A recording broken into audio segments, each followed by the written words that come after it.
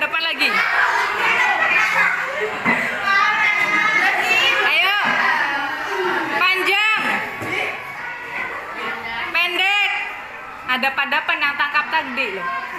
Tangannya satu aja. Panjang. Pendek. Pendek. Panjang. Pendek. Tangkap.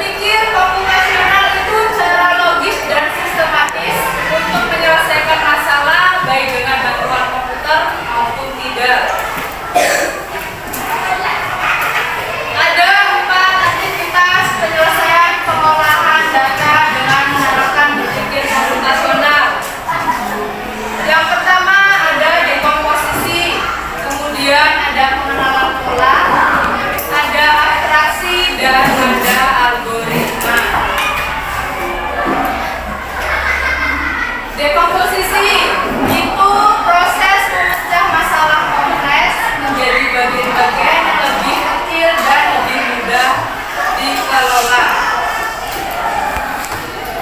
Nah, ini contoh dekomposisi. Misalnya membuat nasi goreng. Masalah kompleksnya membuat nasi goreng.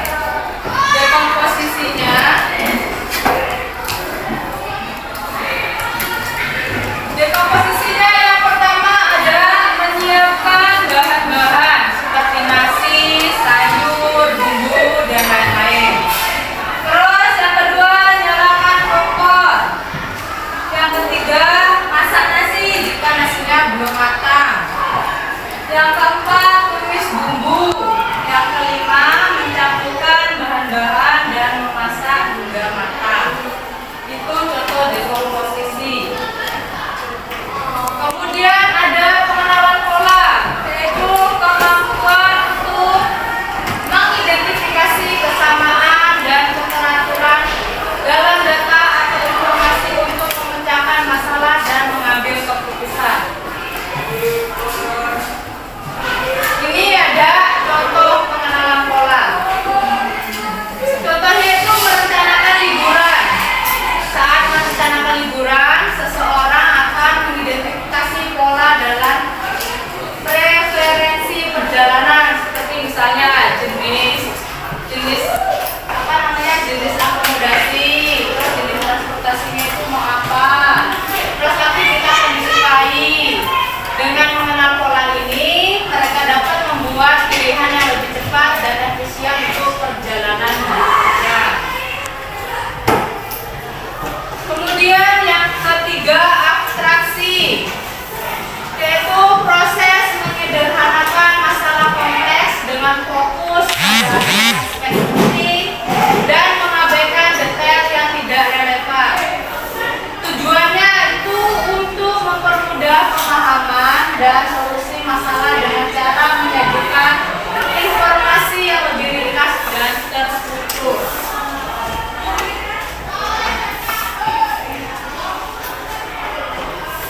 Contoh abstraksi, sama kayak tadi, saat merencanakan liburan, seseorang melakukan abstraksi dengan memecah proses menjadi langkah-langkah kecil dan mengabaikan detail yang tidak relevan, seperti nggak perlu tuh kalian cari warna cat, kamar hotelnya apa, jenis sedotannya yang digunakan di restoran itu apa, itu tidak perlu. Yang keempat ada algoritma, yaitu serangkaian langkah-langkah sistematis dan terstruktur yang digunakan untuk menyelesaikan suatu masalah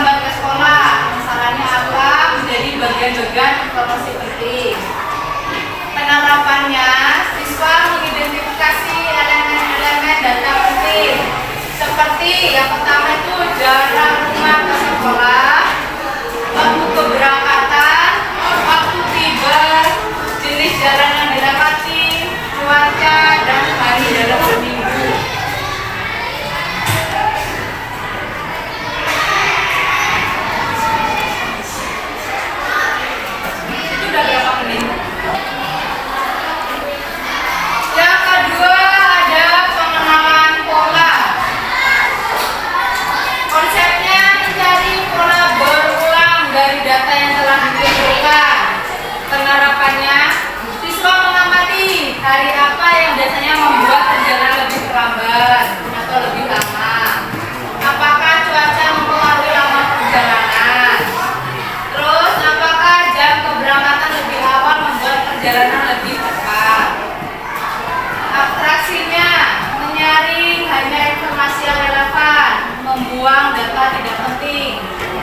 Penerapannya, siswa menentukan bahwa faktor yang paling berpengaruh adalah jam keberangkatan dan kondisi lalu lintas, bukan misalnya warna sepatu atau cuaca ringan. Cuaca ringan itu yang tidak mendung, misalnya cuaca seperti ini.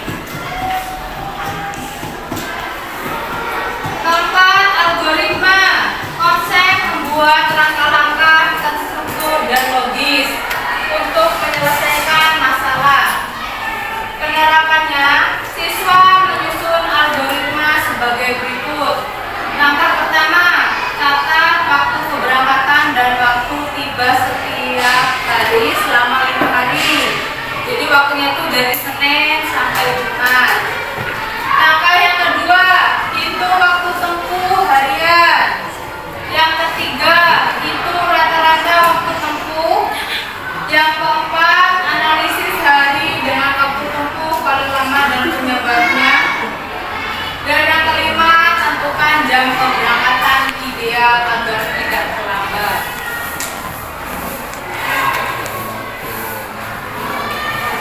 Nah, ini datanya.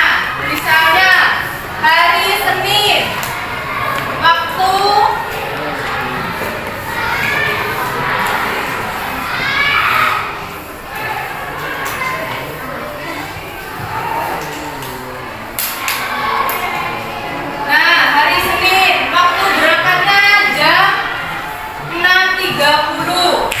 tibanya jam 7.15, cuacanya cerah, kondisi jalan padat, waktu tempuhnya sehingga 45 menit.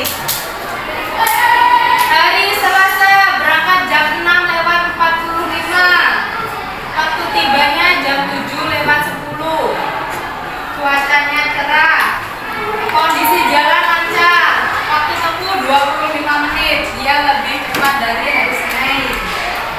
Hari Rabu berangkat jam 6:35, waktu tibanya jam 7:20, cuacanya hujan, kondisi jalan padat, hingga waktu tempuhnya 45 menit.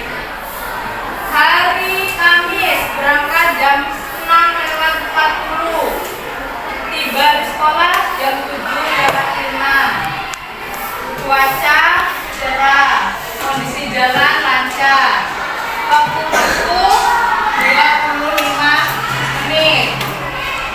Hari Jumat berangkat jam 6:50, waktu tiba jam 7:10, cuaca cerah, kondisi jalan lancar, waktu tempuh 20 menit. Selanjutnya, konsep berpikir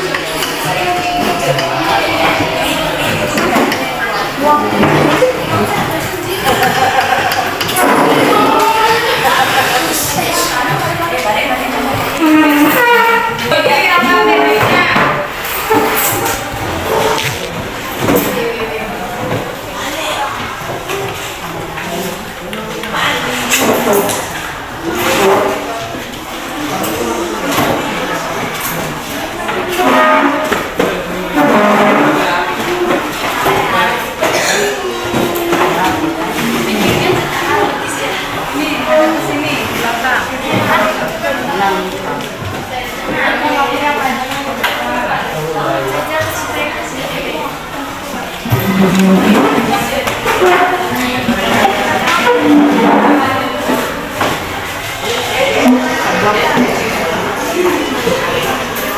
di sana kalian berkelompok diminta untuk mengisi LKPD-nya. Itu kalian disuruh mengisi dekomposisi, mengisi pola, kemudian mengisi abstraksi dan algoritma. Silakan dikerjakan.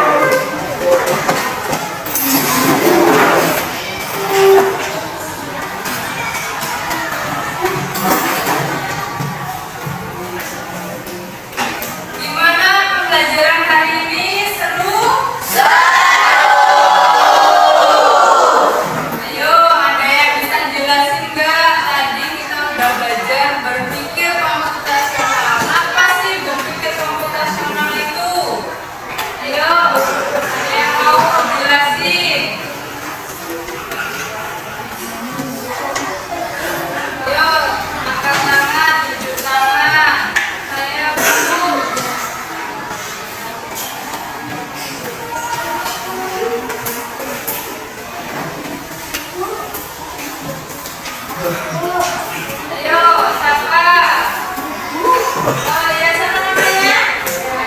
Melanie. Coba apa? Berpikir komputasional.